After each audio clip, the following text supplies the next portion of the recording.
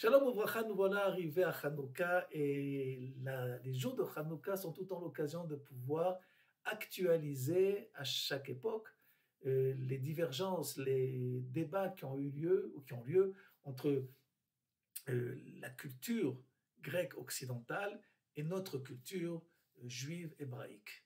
Et voilà qu'un des points qui peut être intéressant pour analyser cette différence, c'est tout simplement est-ce que ce qui est le plus important pour l'homme, pour la vie de l'homme, c'est le fait d'obtenir des résultats ou de maintenir ces résultats? Par exemple, est-ce que le plus important c'est le sprint ou la course à long terme?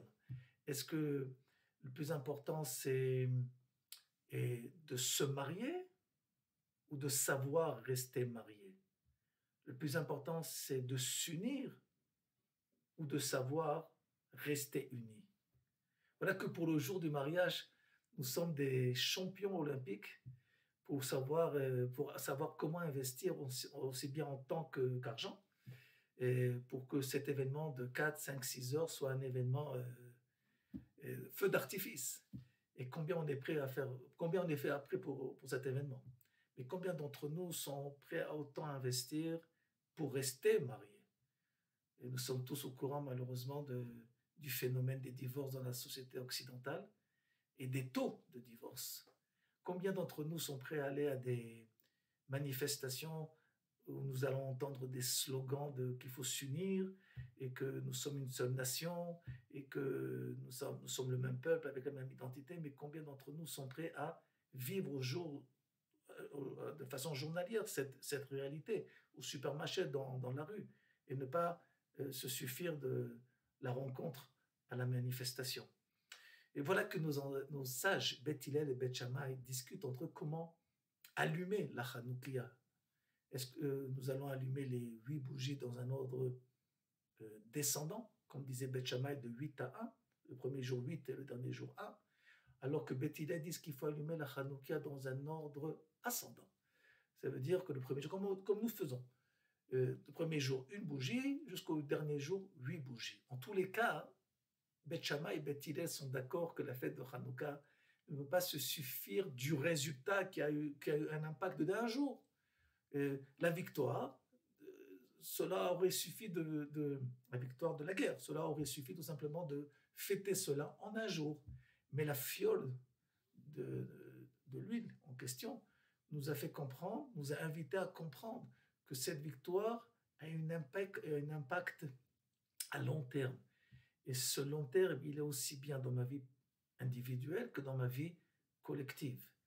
Ce qui veut dire que tout le secret de Hanouka, c'est de comprendre, à l'opposé de la Grèce, que ce qui importe à Israël, c'est pas uniquement le résultat, parce que ça on peut le mentionner en un moment, en un jour, mais ce qui est le plus important pour Israël, c'est de savoir maintenir cette situation à une dimension de l'éternité, parce que nous sommes les représentants de l'éternité. En tant que tels, nous devons éterniser le temps par le fait que nous allongeons ce temps.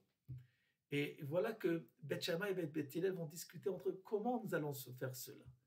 Et Beth Hillel vont dire tout simplement que la possibilité qui existe dans la culture de l'homme de pouvoir agir d'une telle façon, c'est de comprendre que la vie, elle est dans un vecteur ascendant. Plus on va, plus on progresse, plus aussi bien individuel qu'au niveau collectif. Et au niveau collectif, au niveau de l'histoire d'Israël, plus l'histoire d'Israël avance, malgré ces virages qui peuvent être parfois très dangereux, le vecteur de l'histoire d'Israël est un vecteur montant de 1 à 8. Et ça, il faut l'apprendre de Hanouka. Il faut savoir sortir. Comment sortir de Hanouka pour continuer à vivre Hanouka toute l'année. Et voilà que Beth Shammai sont entièrement d'accord sur le principe de Beth Hillel. Mais tout simplement, ils vont nous enseigner qu'il ne faut pas ignorer que l'habitude qui nous accompagne dans notre vie crée une certaine érosion à nos perceptions saines. Et c'est la nature de l'homme d'avoir une difficulté de pouvoir vivre l'intensité du moment dans une éternité, à long terme.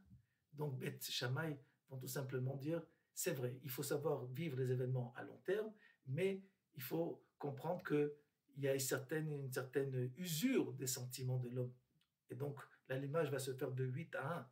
Mais, et d'après Beth Shammai, tout simplement, ce n'est pas une descente dans l'abîme, Chas Shalom, parce que chaque année, nous renouvelons ce cycle de 8 à 1, et lorsque la faiblesse de ce sentiment va arriver à un moment terrible, on va dire, le renouveau, c'est ce que sans renouveau, ça risque d'être grave, alors à nouveau, Hanouka revient l'année suivante.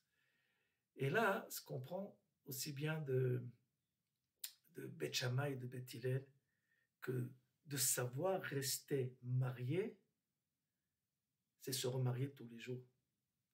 De savoir rester unis, c'est s'unir tous les jours.